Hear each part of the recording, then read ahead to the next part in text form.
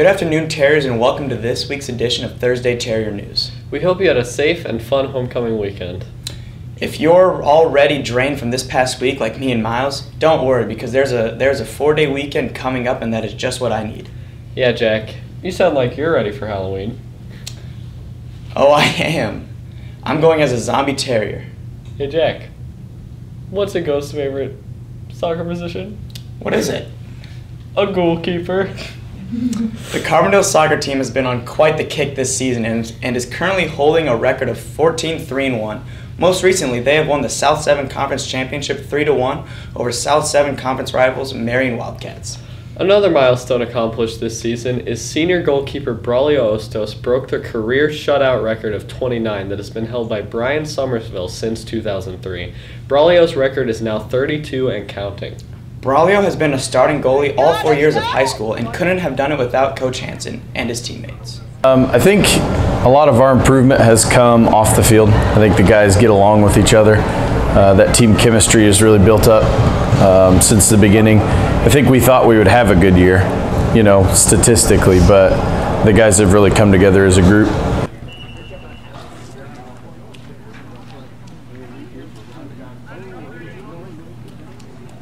It was incredible for me to break it. However, it wasn't just me. I have to give credit to all my defenders, midfielders, and even forwards for giving me the opportunity, to hold this record. Terriers play home next Monday against the Carterville Lions at 5 p.m. We hope to see you in the stands cheering on our Terriers. This year's dance team has hit the floor. The dance team has officially kicked off the season, giving us full excitement and entertainment. Despite not having an official practice till next week, CCHS dance team put on a spectacular performance at Friday's homecoming pep rally. During the pep rally, the dance team busted out some pretty cool moves and spins to get the crowd cheering. After speaking to some members of the team, we got a bit of an understanding on how the dance team is run and their personal opinion on the dance team. I've been on the dance team. This is my 4th year. 3 years. Well, I got into the dance team because I wanted to have something to do because it was my first year of high school and I just wanted to be a part of something. Well, I was a cheerleader 7th and 8th grade year and I had a really good time. I didn't make the team my freshman year, so I was like, might as well try out for dance. I used to do hip hop and ballet for Susan Barnes when I was really young, so it kind of just always fascinated me. She was serious when she had to be serious and she connected with us, I'm trying to say, and it was just a good bond. A little different having the same coach. It's been a different experience. We competed freshman year, but the rest of them we just performed for the basketball games. Never thought of her as a dancer, but she's been a lot of help to the dance team because she's been able to come up with routines, and if we need help with anything, she helps us. We wish new and returning members a good luck on a great year in dance. Can't wait to see more of your moves during games, events, and performances. Hey, did you hear? We're above average. In what? Well, in the beginning of September, the Journal of Adolescent Health published a nationwide study on the percent of teens who text while driving.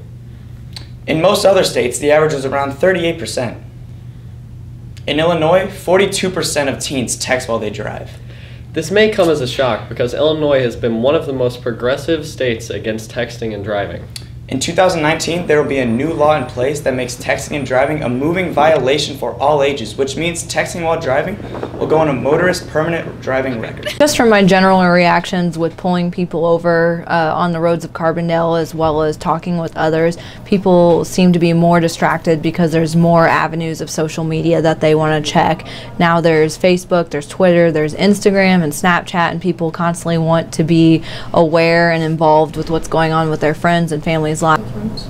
I think now that cell phones are much more prominent than they have been in previous years, where people have them, they have easy access to them to be able to use them, that Illinois has taken a more proactive approach about trying to have firmer laws to prevent distracted driving. Distracted driving can be just as similar as someone driving under the influence. You're not paying attention to who's around you, what's around you. Your direct attention is more so on your phone or the device. I think now that cell phones are much more prominent than they have been in previous years, where people have them, they have easy access to them to be able to use them. That Illinois has taken a more proactive approach about trying to have firmer laws to prevent distracted driving. Distracted driving can be just as similar as someone driving under the influence. You're not paying attention to who's around you, what's around you. Your direct attention is more so on your phone or the device that you're using. So, CCHS, please get your head out of your phones and pay attention to the roads. This week's teacher of the week is not a teacher, but a member of the faculty, a class counselor. Her name is Mrs. Custer. She is the class counselor of this year's seniors of the class of 2019. She's been working at the school for 11 years now. She has been the class counselor for the seniors since they started out as a freshman. Decision about what to do after high school. That when it comes down to the real decision, we talk about lots of options, but I think the actual decision really causes some anxiety and stress in seniors. You know, I talk about all the different options there are, and I just try to keep everybody really positive about their future because there are so many options. I think a lot of seniors will lock themselves into this one option that they think they have to go with, and I keep telling them, you're young and you can change your mind. It's okay. She has appeared in the classes for those who are seniors, pushing them to get their college planning done. With a County Institute Day for the teachers this Friday and a heavily debated Columbus Day on Monday, students are being treated to a 4-day weekend. Every student dreams of an extra long weekend, and when they finally appear, everyone always has a plan on how to spend it. Some people take this time to catch up on schoolwork, or some much needed sleep, while others use this time to socialize.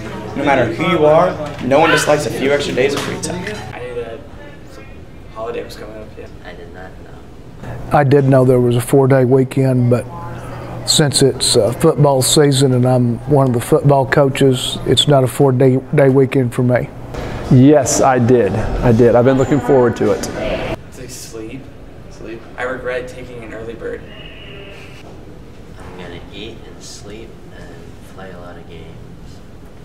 I plan to go to football practice and do film work for our next upcoming game. I've got a race Saturday morning, a biathlon, and then I'll probably hang out with my kids and I don't know, whatever can possibly fit into the weekend. I'm gonna get a tattoo actually on Friday. I'm gonna go to the football game and take lots of naps, and that's pretty much it. We hope that everyone has a great weekend, including our teachers who have an Institute Day so us students can relax. We know there's nothing they would rather be doing. Sweet. Jack, what are you going to do for your 4-day weekend? Well, I don't know, Miles. I might go hiking, I might play some Xbox. Probably going to play some Xbox, but maybe a little hiking in there. That sounds like a great time to me. Do you want to go hiking together, Miles? I do. Sweet. That concludes this week's Fairy News.